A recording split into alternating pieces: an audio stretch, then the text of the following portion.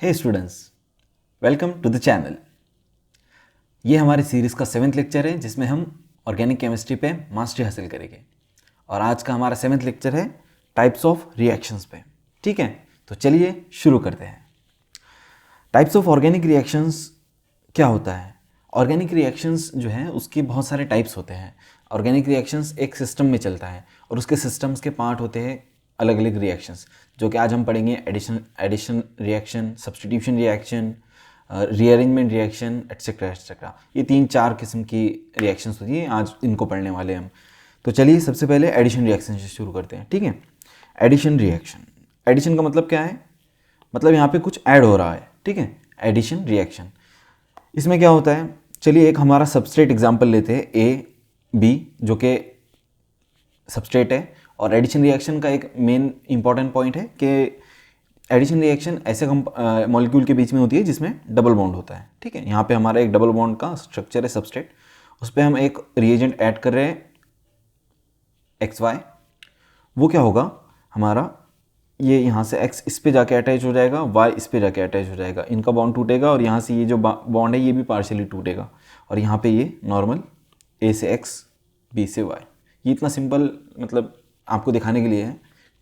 Equations में, questions में अलग अलग होता है, वो हम देखेंगे आगे। तो नॉर्मली हमारा क्या होता है, डबल बॉन्ड ब्रेक होगा और वहाँ पे हमारा रिएजेंट जाके अटैच होगा और वो ऐड होगा वहाँ पे जाके, और हमको जो मिलेगा वो होगा हमारा नॉर्मल प्रोडक्ट, और ये होंगे हमारी एडिशन रिएक्शन। इसके कुछ एग्जाम्पल देखते हैं। पहले किस चीज़ में कौन कौन से मॉलिक्यूल्स में मेजरली दिखाई देता है उसको देखते हैं। सबसे पहले ये अल्कीन में होता है, अल्काइन में होता है, अल्डिहाइड्स में होता है, कीटोन में होता है। ठीक है, इसको क्या कहते हैं, कार्बोनिल ग्रुप। ठीक है, अब हम देखते हैं कि इसके एग्जाम्पल्स क्या हैं। इनमें क्यों हो रहा है, क्योंकि देखिए इनमें सब में डबल या ट्रिपल बॉन्ड है। ठीक है, एग्जाम्पल देखते हैं। सबसे पहले हमने लिया प्रोपीन और उसको HBr के साथ रिएक्ट किया। यहाँ हमारा HBr यहाँ पे रिएक्टेंट है और हमारा हमारा प्रोपीन अल्कीन की तरह रिएक्ट करेगा, और यहाँ पे इसकी जगह इस डबल बॉन्ड पे एडिशन होगा और हमारा प्रोडक्ट मिलेगा हमें। वो प्रोडक्ट क्या मिलेगा, H और Br दोनों यहाँ पे अटैक करेंगे। वो कैसे हो रहा है, एंटी मार्कोनिकॉफ कौन से रेशो में हो रहा है वो बाद में देखेंगे हम। पहले भी इतना समझिए कि एडिशन रिएक्शन में होता क्या है। नॉर्मली HBr है, यहाँ पे Br आ जाएगा, यहाँ पे H आ जाएगा, ऐसा ये टूट जाएगा, H इसको मिल जाएगा, Br इसको मिल जाएगा। ठीक है, वैसे ही अब यहाँ पे जैसे दूसरा एग्जाम्पल, यहाँ पे अल्डिहाइड है ये। ठीक है, अल्डिहाइड में यहाँ पे डबल बॉन्ड है, डबल बॉन्ड में क्या होगा, KCN है, के यहाँ पे आ जाएगा, KCN है, CN यहाँ पे आ जाएगा, के यहाँ पे आ जाएगा। इस तरीके से हमारा मॉलिक्यूल बन गया। सिंपल है, एडिशन रिएक्शन में ज़्यादा कुछ देखने की ज़रूरत नहीं है, नॉर्मल रिएक्शन होती है।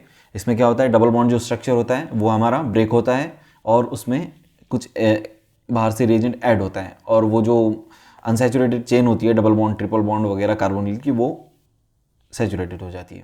ठीक है, अब इस ऑर्गेनिक एडिशन रिएक्शन के 3 टाइप्स होते हैं। ठीक है, नॉर्मली कोई वीडियोस को नॉर्मली देखना चाहिए। अगर आपको कुछ भी प्रॉब्लम हो रही है मुझे बताइए, कमेंट कीजिए।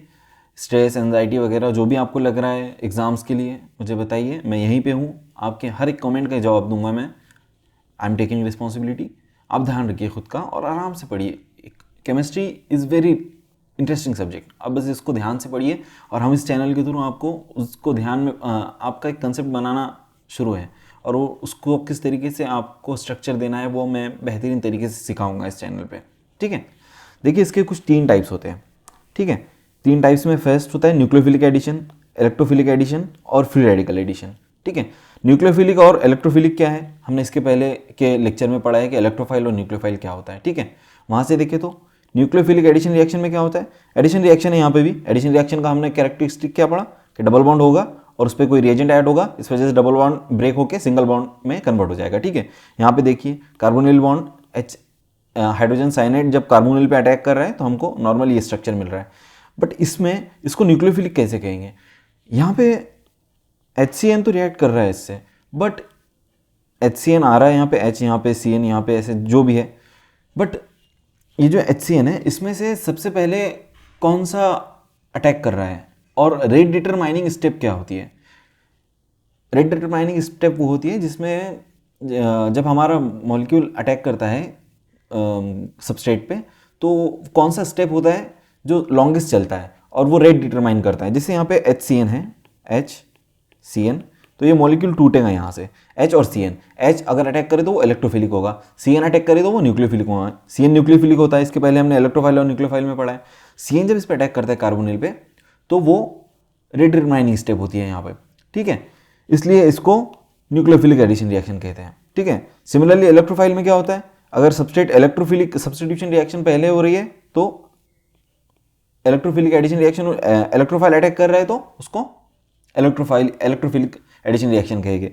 यहाँ पे मार्कोनिकॉफ रूल, एंटी मार्कोनिकॉफ को भूल जाइए अभी। यहाँ पे नॉर्मल प्रोपीन है और उस पर हमारा HBr अटैक करेगा तो हमको ये मिलेगा यहाँ पे, ठीक है। इसको क्या कहेंगे, 2 ब्रोमो प्रोपेन, ठीक है। तो यहाँ पे हमारा हाइड्रोजन रेट डिटरमाइन करेगा, क्योंकि जब सिंगल डबल बॉन्ड टूट रहा है वहाँ पे, देखिए यहाँ पे क्या होता है ना, कार्बोनिल बॉन्ड पे हमारा CN पहले अटैक करता है, ठीक है, क्योंकि इसकी पोलैरिटी ज़्यादा होती है। यहाँ पे पोलैरिटी ज़्यादा नहीं है, यहाँ पे ये जो है ना, ये इलेक्ट्रॉन रिच है, और यहाँ पे हमारा पहले हाइड्रोजन अटैक करेगा। क्यों? क्योंकि इलेक्ट्रॉन रिच एनवायरनमेंट में सबसे पहले कौन जाएगा, इलेक्ट्रोफाइल जाएगा कि न्यूक्लियोफाइल जाएगा? ऑब्वियसली इलेक्ट्रोफाइल जाएगा, तो इलेक्ट्रोफाइल जाके वहाँ पे अटैक करेगा, देयरफॉर इसको हम इलेक्ट्रोफिलिक एडिशन रिएक्शन कहते हैं, ठीक है। फ्री रेडिकल में वैसे ही उसका अगेंस्ट होता है, यहाँ पे फ्री रेडिकल्स एक्ट कर रहे होते हैं।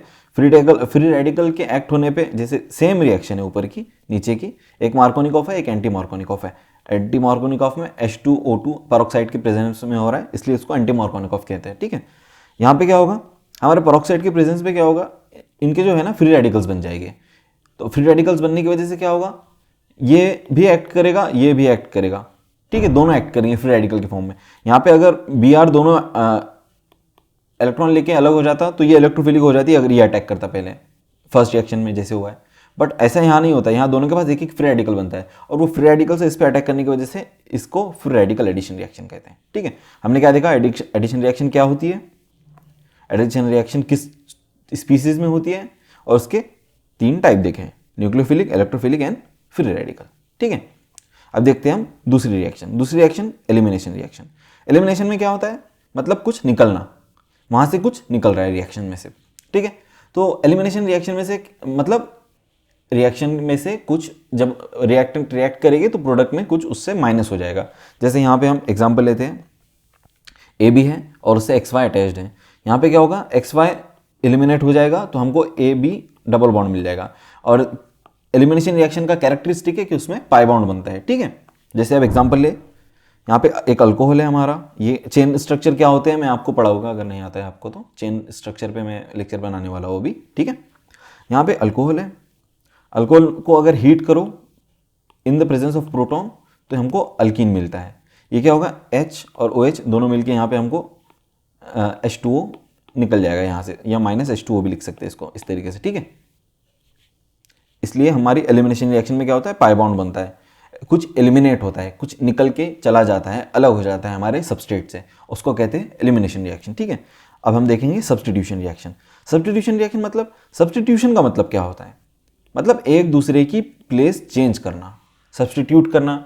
मेरा हाथ यहाँ पे, मैं इसको उठा के यहाँ रख देता हूँ और ये वाले हाथ को इधर, तो ये हाथ ने इस हाथ को सब्स्टिट्यूट कर दिया, दाएं ने बाएं को सब्स्टिट्यूट कर दिया। वैसे यहाँ पे भी सब्स्टिट्यूशन में वही होता है। देखिए जैसे ये एक स्ट्रक्चर है, ये 1-2 कार्बन का और यहाँ पे क्लोरीन है, और इसको हम जब KOH से, पोटेशियम ऑक्साइड से, हाइड्रोक्साइड से रिएक्ट करवाएंगे तो ये क्या मिलेगा हमको, OH, Cl को रिप्लेस कर दिया, तो वो हो गया हमारा सब्स्टिट्यूशन रिएक्शन। वैसे ही यहाँ पे एक ये नॉर्मल हमारा अल्केन है, इसको जब हम फोटोब्रोमिनेशन करते हैं, मतलब फोटोब्रोमिनेशन क्या होता है इस पर ध्यान ना दीजिए अभी आप, बस ब्रोमीन के साथ रिएक्ट करवा रहे हैं तो ब्रोमीन ने हाइड्रोजन को यहाँ पे रिप्लेस कर दिया, वो क्या हो गया, सब्स्टिट्यूशन रिएक्शन, ठीक है। तो सब्स्टिट्यूशन रिएक्शन में क्या होता है, एक मॉलिक्यूल दूसरे मॉलिक्यूल को रिप्लेस कर देता है, ठीक है। अब देखते हैं रीअरेंजमेंट रिएक्शन क्या होता है। रीअरेंजमेंट रिएक्शन में क्या होगा, मॉलिक्यूल सेम रहेंगे, बस उनका अरेंजमेंट डिफरेंट हो जाएगा। मॉलिक्यूल एक मॉलिक्यूल है बट उसका अरेंजमेंट डिफरेंट हो जाएगा, ठीक है।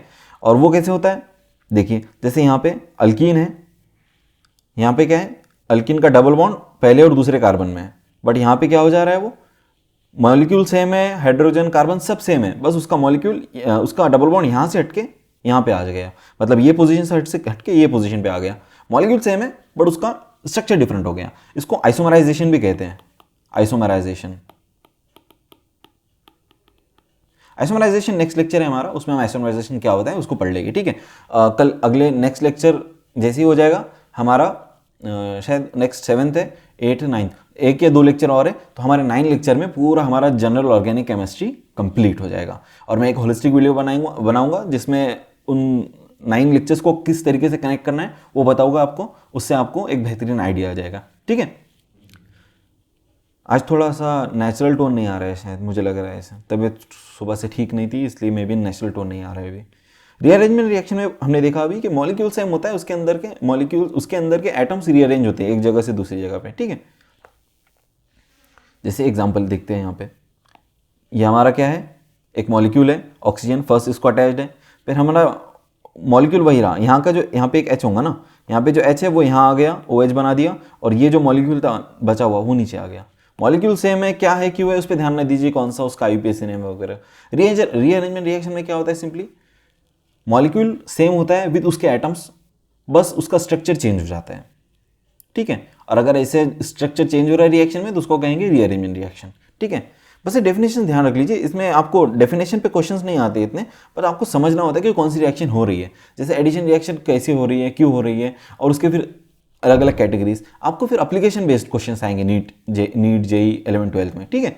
हमने पढ़ा एडिशन रिएक्शन, उसके 3 types, elimination reaction, substitution reaction and rearrangement reaction. Organic chemistry की मेन ये 4 रिएक्शंस हैं, आपको इसको ध्यान में रख लीजिए, उसको समझ लीजिए, मैंने अभी समझाया हो उसको एक बार रिवीजन एक और बार कर लीजिए, इस लेक्चर का वीडियो का, आपको समझ में आ जाएगा। आज के लिए बस इतना ही, नेक्स्ट वीडियो में हम मे बी आइसोमराइजेशन पे पढ़ेंगे, ठीक है। बाय।